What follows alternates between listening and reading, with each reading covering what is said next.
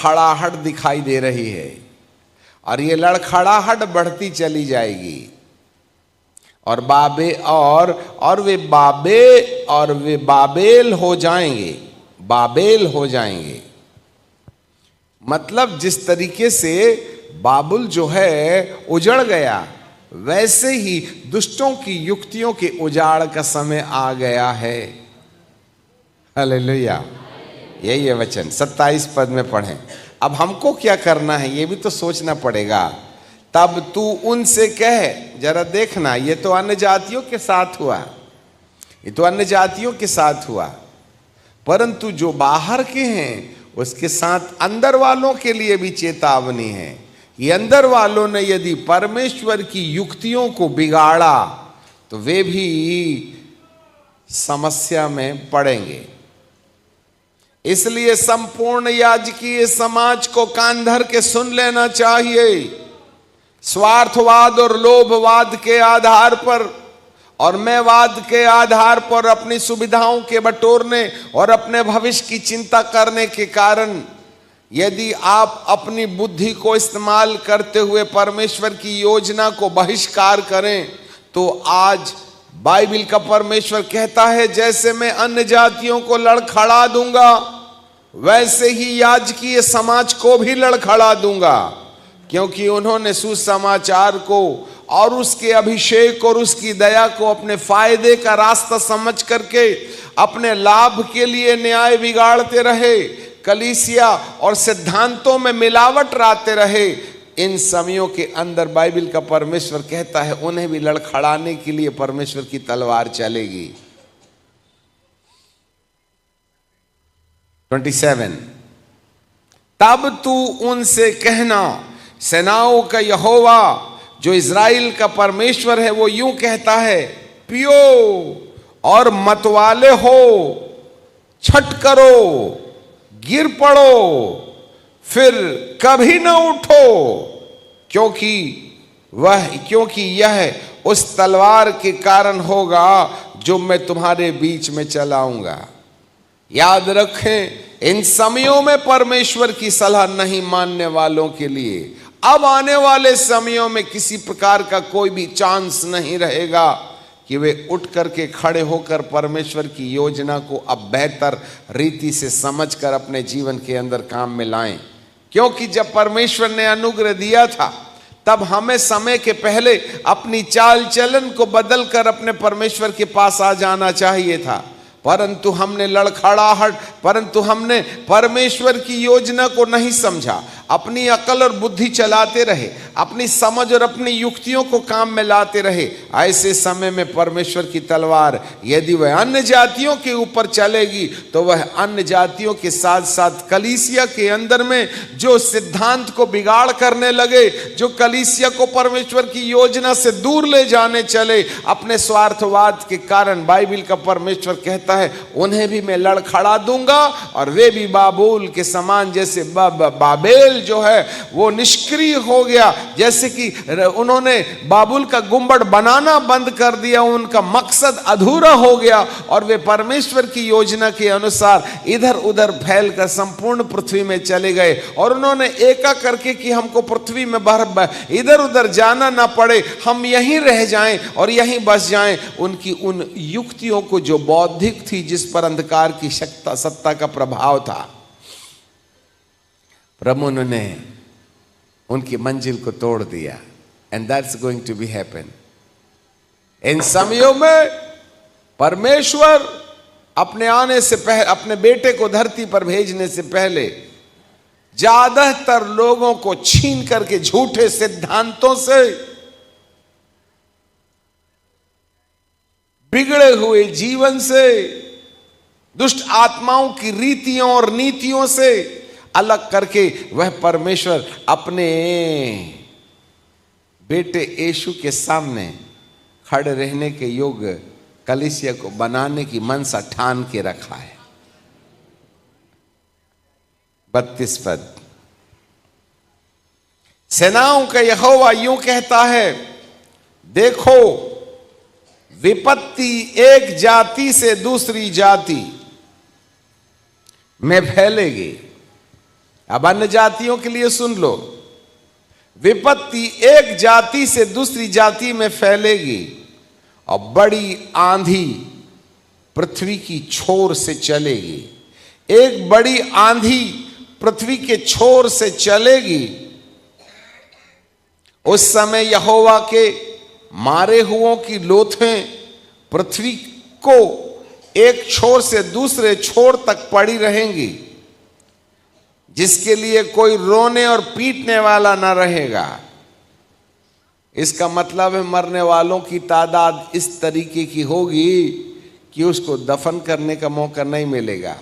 बीते महामारी के अंदर में रिश्तेदारों ने अपने प्रियों को मट्टी नहीं दी, वरन सरकार ने दे दी। कुछ ऐसा ही एक बार और समझ में आता है। उनके रोने वाले नहीं होंगे, उनकी लोथों को ना तो कोई बटोरी जाएगी और न कब्र में रखी जाएगी। वे भूमि के ऊपर खाद किनाई पड़े रहेंगे। ये लंबे भविष्य में होगा, परंतु 34 पद को जरा ध्यान से देख लीजिएगा। हे चरवाहो, हाय हाय करो, चिल्लाओ, बलवंत मेंढों और बकरों की राख में लोटो, क्योंकि तुम्हारे बद्ध होने का दिन आ पहुंचा है। अच्छा संकेत नहीं है।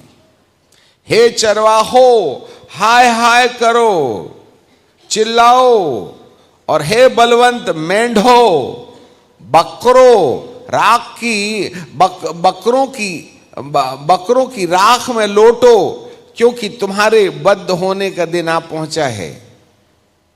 और मैं मनभाऊ बर्तन की नाई तुम्हारा सत्यानाश करूंगा, क्योंकि तुमने मेरे सिद्धांत से लोगों को भटका दिया है। तुमने मेरी सत्यता को लोगों तक नहीं पहुंचाई। तुम बहुतों को स्वर्ग तक पहुंचने के लिए अड़ंगा बन गए।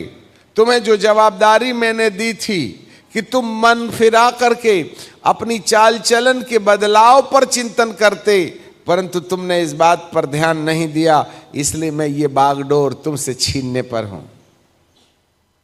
It's not a very good संदेश। पता नहीं क्यों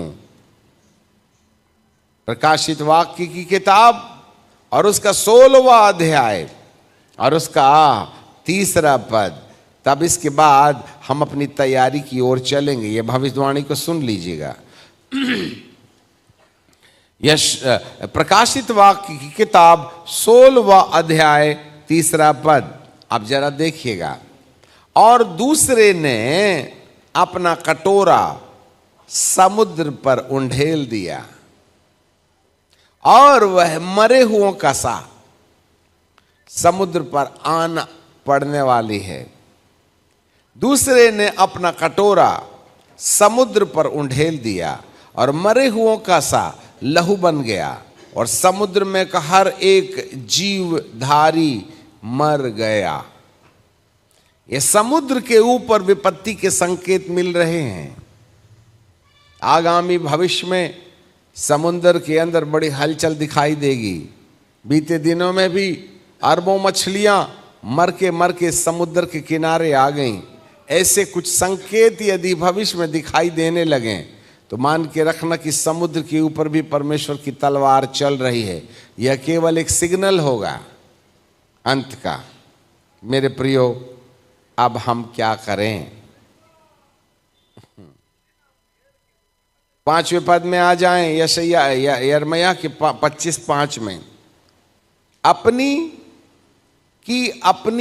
बुरी चाल और अपने बुरे कामों से फिरो। अपनी बुरी चाल और बुरे कामों से फिरो, ये है सलाह। बुरी चाल और बुरे कामों से फिरो, पर लोग मानने को तैयार हैं नहीं। मोबाइल छोड़ा जाता नहीं, उपद्रव छोड़ा जाता नहीं, बैर विरोध छोड़ा जाता नहीं। इसलिए बाइबल का परमेश्वर कहता है मेरी तलवार का सामना करना होगा।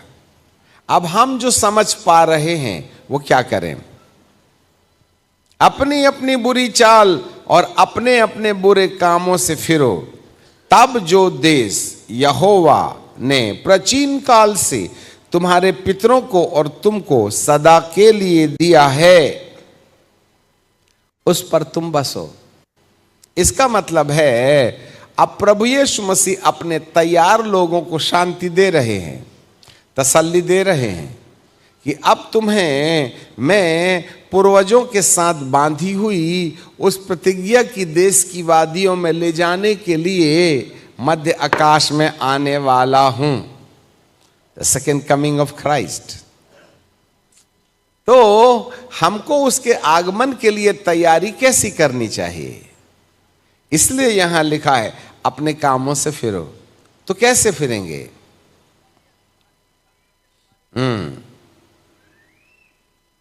दुआ कर तो रहे हैं, हम प्रार्थना भी कर रहे, उपवास भी कर रहे। बहुत से लोग उपवास पर बड़ा महत्व देते हैं पर जीवन नहीं बदलना चाहते हैं। हाँ, 21 दिन फास्टिंग, 20 दिन फास्टिंग, 10 दिन फास्टिंग, परंतु अपनी बिरादरी नहीं बदलेंगे, फायदा ही नहीं है। पेट के ऊपर अत्याचार मत करो आप, उससे कुछ बनने वाला नहीं है। हमें परमेश्वर को समझना पड़ेगा। अपनी बुद्धि खर्च करने का समय खत्म हो गया। हमें सिस्टम को समझना पड़ेगा, और यदि इस सिस्टम को समझने में आपने देरी की तो समस्या पड़ जाएगी। एक और बात परमेश्वर के अनुग्रह से हम कहना चाहते हैं, भविष्यवक्ताओं को परमेश्वर ने सीधी आवाज और हाक लगाते हुए कहा, इन समयों में अंधकार की सत्ता कलीसिया के भीतर याजकों के माथे पर कई प्रकार की वचन और आत्मा विद्रोही शिक्षाएं के द्वारा प्रभावित करेगा। बाहर वाले हमें देखें, इधर उधर ना देखें। झूठी शिक्षाओं का प्रचलन बढ़ेगा। लोग पवित्र आत्मा के नाम से दुष्ट आत्माओं के शिकार हो जाएंगे। उन्हें ऐसा लगेगा कि हम प्रभु की सेवा कर रहे हैं, ऐसा लगेगा कि हम सही रास्ते पर हैं, और वे अपने आप को सही रास्ते पर चलने का दावा भी करने लगेंगे। और जो व्यक्ति अपने अंदर में मैं सही हूं इस बात को प्रमाणित करने का प्रयास कर रहा है, तो उसके लिए तुम्हारे कान खड़े हो जाना चाहिए, क्योंकि बहुत सी झूठी शिक्षाएं, झूठे भविष्यवक्ता, झूठे प्रकार की बातें लोगों को भ्रमित करने के लिए कलीसिया के अंदर में आती हुई दिखाई देंगी। इसमें भारी मात्रा में याजक लोग और भविष्यवक्ता लोग उलझ जाएंगे, क्योंकि वे परमेश्वर के नाम से, बाइबल के वचन के द्वारा इस प्रकार की आत्माओं से प्रभावित हो जाएंगे जो वचन के अंदर जीवन के चाल के विपरीत वाली दशा में मनुष्यों को लेके चले जाएंगे। They will stand against the right attitudes which comes through the holy spirit. वे पवित्र आत्मा के द्वारा निर्धारित किए जाने वाले ईश्वरीय आचरण की खिलाफत वाले जीवन की ओर ले जाएंगे। ये झूठी शिक्षाएं हैं, जी हां, और इसमें याजकों को संभलते नहीं बनेगा, परमेश्वर की बात बोलने वालों को संभलते नहीं बनेगा। और एक बार यदि झूठी शिक्षा से ओतप्रोत होने वाले सेवकों के संपर्क में यदि आपके माथे के अंदर में किसी भी प्रकार का गलत बीज आ गया, तो प्रभु उसको निकालने में बहुत समस्या का अनुभव करेगा। और दुष्ट को मालूम है, भेड़ के भेष में भेड़िए के आकार को यदि हम प्रकट कर दें तो बहुत सी भेड़ों का अंत किया जा सकता है। बहुत सी मासूम भेड़ें बद्ध किए जाने के लिए तैयार हैं। बहुत सी मछलियां मर रही हैं। बहुत से लोग विकृत हो रहे हैं। बहुत से लोगों की मानसिकता के अंदर में ईश्वर के, प्रभु यीशु के दूसरे आगमन के पहले जो पवित्रता और दुल्हन को कपड़े पहन के सावधान रहना चाहिए, उसके विद्रोही आचरण मनुष्य के जीवन के अंदर में दिखाई देने लगे हैं, because of the wrong teachings. Be careful. दुष्ट चाहता है बहुत से लोगों को सच्ची शिक्षा से दूर कर दिया जाए, जिससे कि आपके ऊपर झूठी शिक्षाओं के प्रभाव से अंधकार की शक्तियां आपके जीवन को परमेश्वर के साथ चलने वाले रास्ते से भटका देने पाए। वो कहानी याद रखिएगा, जब यहूदा